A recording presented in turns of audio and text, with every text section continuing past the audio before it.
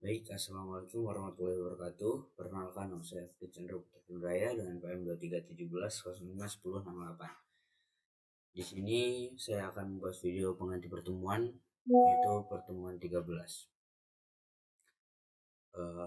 Baik, materi pembelajaran yaitu definisi fusi logik adalah suatu pendekatan matematis yang digunakan untuk menangani ketidakpastian atau ketidakjelasan dalam proses pengambilan keputusan dan pemodelan.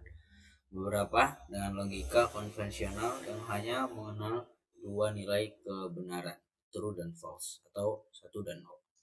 Fusi logik memperkenalkan konsep nilai kebenaran yang kontinu antara 0 dan 1.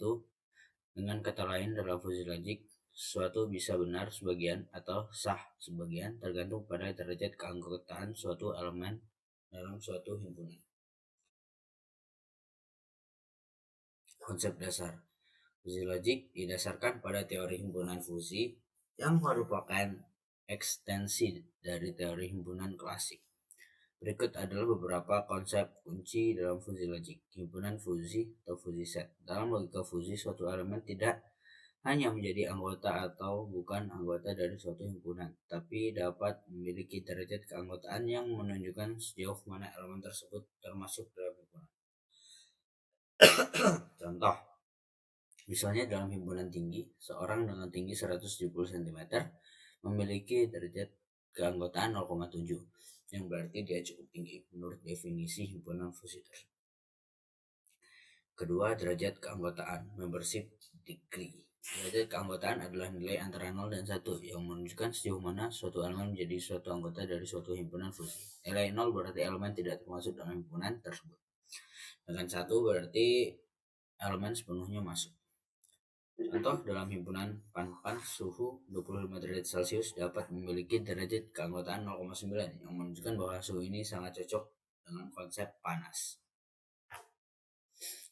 Fungsi keanggotaan, membership function. Fungsi keanggotaan adalah fungsi matematis yang mengukur derajat keanggotaan suatu elemen dalam suatu himpunan fusi.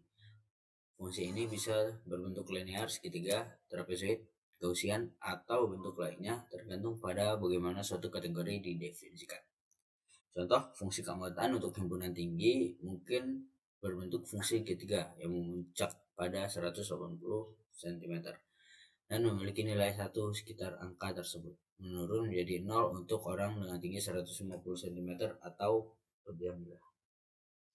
Operasi himpunan fusi. Operasi-operasi dasar dalam fusi logik memiliki mirip dengan operasi dalam teori himpunan klasik, namun diterapkan dengan pendekatan fusi. Beberapa operasi dasar tersebut antara lain: yang pertama, union, gabungan dari dua himpunan fusi menghubungkan elemen-elemen dari kedua himpunan tersebut berdasarkan nilai derajat keanggotaan yang lebih tinggi. Intersection atau irisan adalah dua himpunan fusi mengambil nilai derajat keanggotaan terkecil dari elemen-elemen yang ada di kedua himpunan. Komplement dari satu himpunan fusi adalah nilai kebalikan dari derajat keanggotaan elemen dalam himpunan tersebut. Sistem fusi. Sistem fusi digunakan untuk mengembangkan sistem yang dapat mengambil keputusan dalam kondisi ketidakpastian. Sistem fusi biasanya terdiri dari beberapa komponen utama. Fusification adalah salah satu proses mengubah input yang berupa nilai numerik, misalnya suhu, tekanan, atau nilai kecepatan menjadi nilai fusi. Proses ini menggunakan fungsi keanggotaan untuk mengkonversi input yang jelas, Krebs, menjadi nilai fusi. Kedua, fusi rule-based system. Sistem fusi biasanya menggunakan aturan fusi yang mengabarkan hubungan antara input dan output berdasarkan pengetahuan yang ada. Aturan-aturan ini memiliki bentuk seperti if-then yang menunjukkan relasi antara kondisi dan aksi. Yang ketiga, inference engine adalah bagian dari sistem fusi yang mengeksekusi aturan-aturan fusi untuk menghasilkan output berdasarkan input yang diberikan. Di sini, mesin inversi mengolah informasi dari aturan yang relevan untuk menentukan output yang paling sesuai. Yang terakhir, diffusification. Setelah proses interface selesai, hasil yang diperbolehkan masih dalam bentuk fusi, yaitu dengan derajat keanggotaan yang tidak pasti. Diffusification adalah proses mengubah hasil fusi menjadi nilai yang lebih konkret untuk digunakan dalam sistem nyata.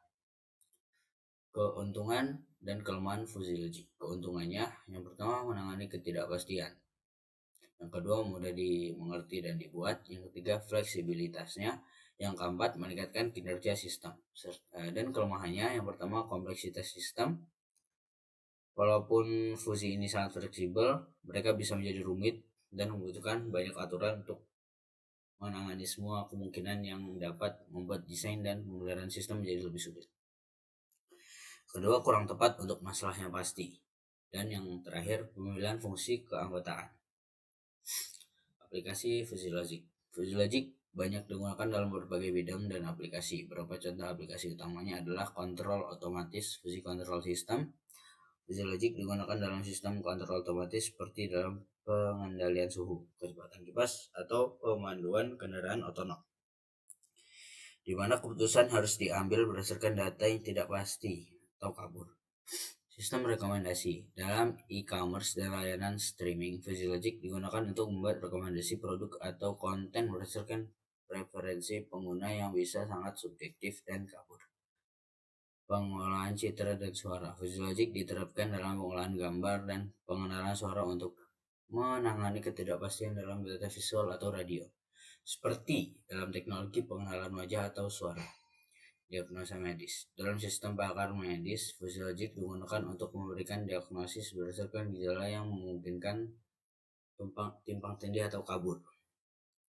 Kelima, pengendalian mobil otonom. Fusi logik digunakan untuk pengambilan keputusan untuk pengendalian mobil otonom, misalnya untuk menentukan kecepatan atau jarak aman saat berkendara dalam berbagai kondisi jalan yang tidak pasti.